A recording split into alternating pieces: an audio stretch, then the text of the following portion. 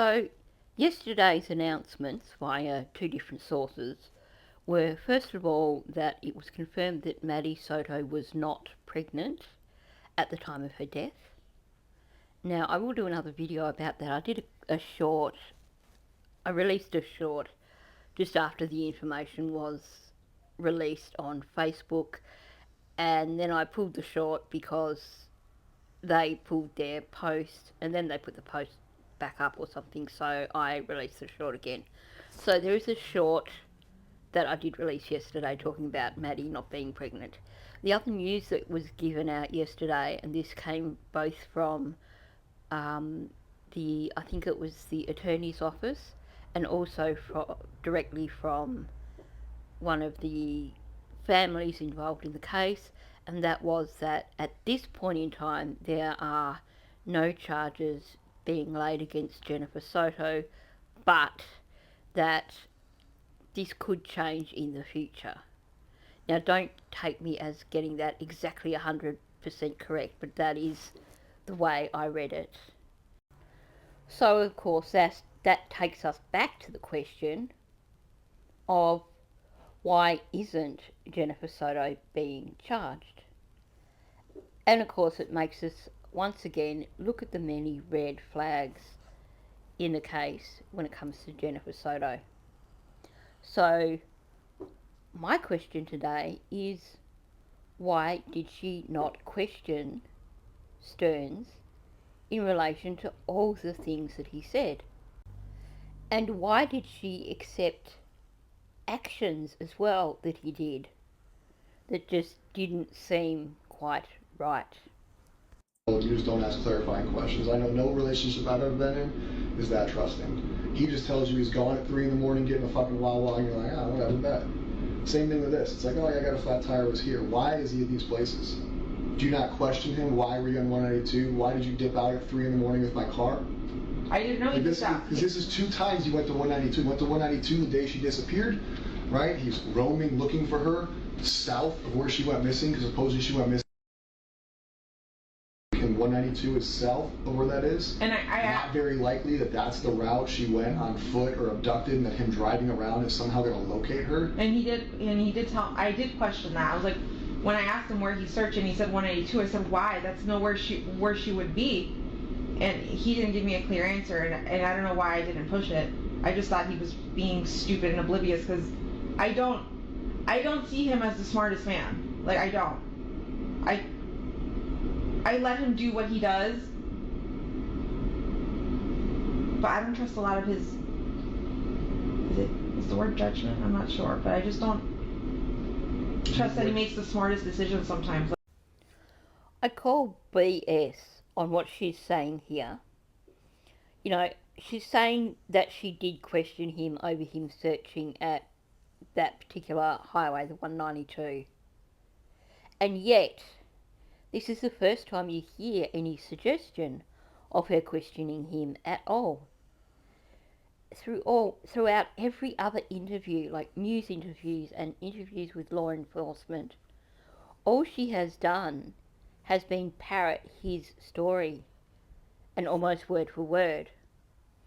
And you would expect that if she did have questions, that she would comment on that during her interviews with law enforcement, but instead she just tells them his story exactly as he has said it himself. And even that is something that I find a little bit, or more than a little bit, disturbing, and I will do a separate video on that and explain why I find that a little bit disturbing. And then she justifies it all by saying, well, I don't question him because I just think he's dumb. That makes no sense whatsoever. Especially when she then turns around and says that she doesn't trust what he says. You can't have it both ways. And when it comes to your daughter being missing, if you do have these doubts about your ex-boyfriend, as you are claiming, then logically you should have been asking questions. Which goes back to the question of why the heck was she not asking questions? Why was she just parroting the same story that he gave? Now, I could understand if maybe there was just one thing that seemed a bit odd in his story. But it's a list of things that seem odd. She says she thinks he's dumb. How dumb a parent do you have to have your child missing and have all these odd things with the person who last saw your child and not question them?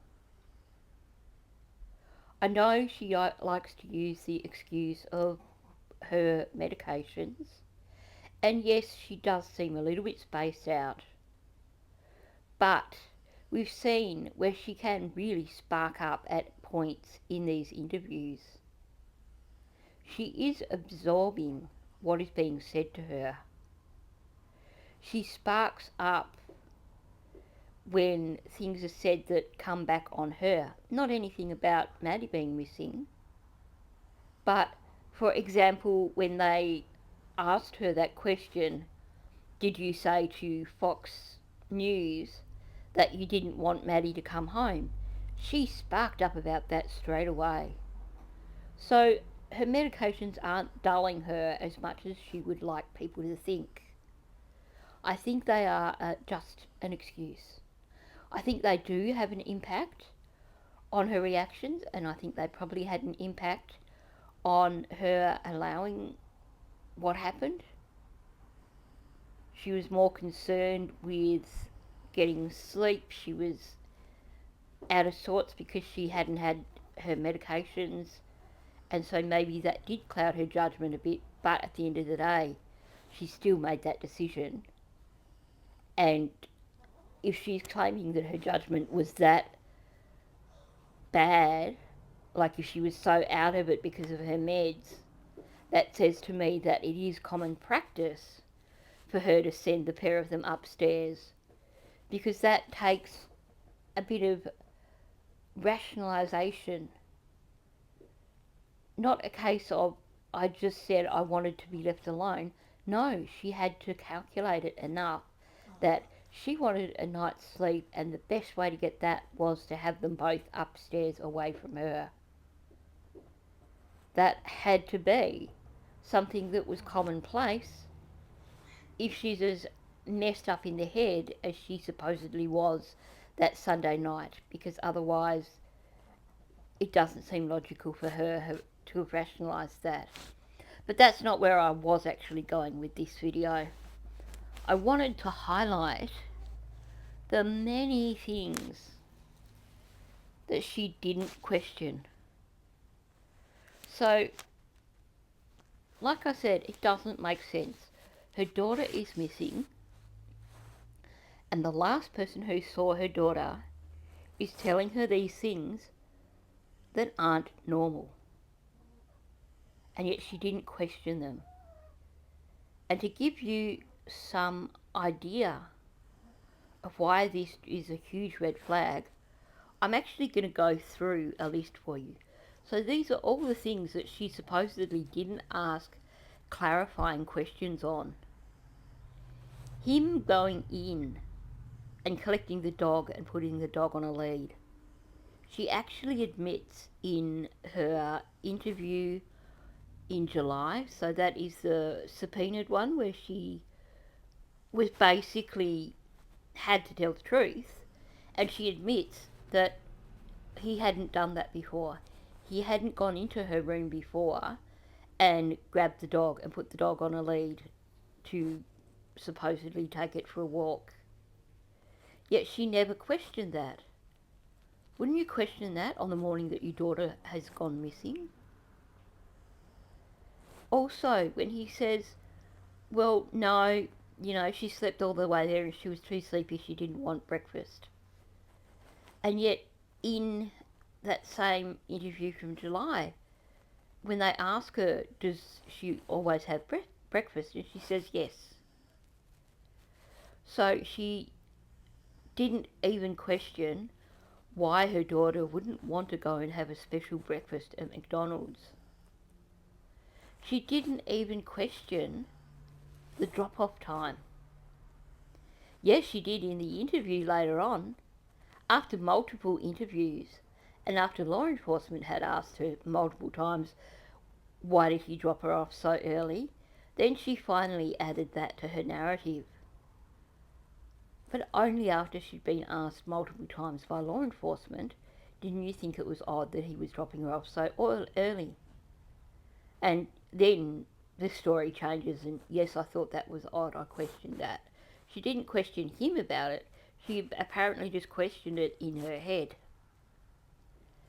And then the story about him going to the vape store and then driving around before he came home. In another interview, she claims that he doesn't just vaguely drive around.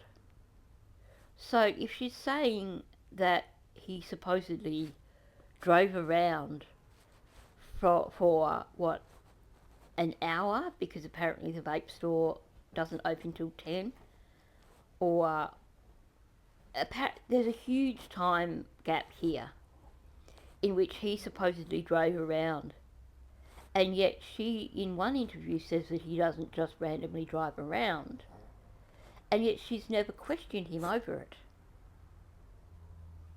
That to me is really odd. And the way she reacts when she's talking about him resetting his phone, I can't remember the exact words, but it's something like, well, that's a shame. Not, well, how can you do that? She only starts to question that again after several interviews with the detectives, after they've said to her, don't you think that was odd? It's only after she's been questioned that she starts to go, yeah, I thought it was a bit odd. And then after him supposedly having gone out 2 times that morning and supposedly having driven around and been just, spent the morning driving around so that he was still gone when she went to her appointment and yada yada yada, she doesn't question why he then apparently needs to go out again in the afternoon to run errands when he'd been out for several hours in the morning. She just narrates that to law enforcement and etc. so casually, like it's no big deal. And to me that is really odd, because on one hand, from what we're hearing, neither of them had very much money. And yeah, he liked buying his toys, but it sounds like a lot of his toys were bought off Amazon. And it makes no sense. If my partner had been out all morning, supposedly just driving around, and had gone out a second time that morning because apparently the vape store was closed when he was there the first time, so he had to go back, and then in the afternoon he turns around and says, well, I'm just going to go out and run errands, I'd be asking questions. What were you doing this morning? Why didn't you do them this morning? She doesn't question the fact that he went out 3 times that day. Like, is she so delusional? Other people who know Stearns have mentioned that he is pretty much permanently attached to his phone.